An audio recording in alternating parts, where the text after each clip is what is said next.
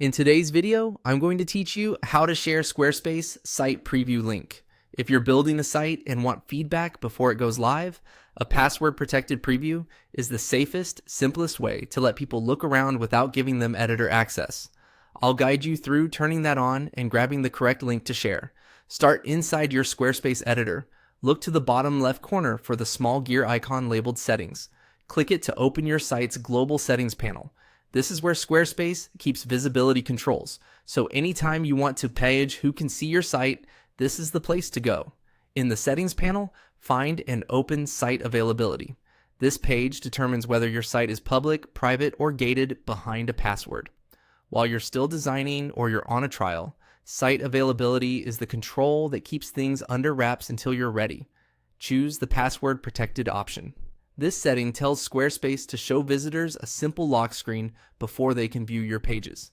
It's perfect for sharing a work in progress with clients, teammates, or anyone giving you feedback without exposing your unfinished site to search engines or the general public.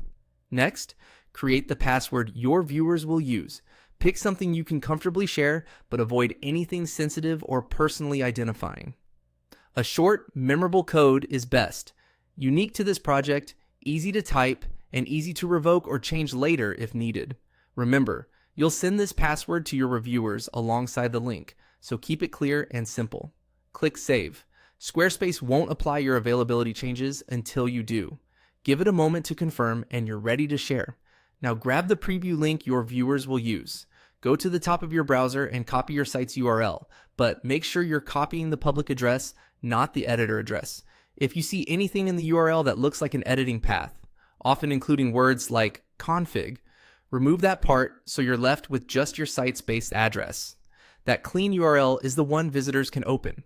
Share that URL with your reviewers and send the password in a separate message for a small security boost. When they visit, they'll see the password screen first.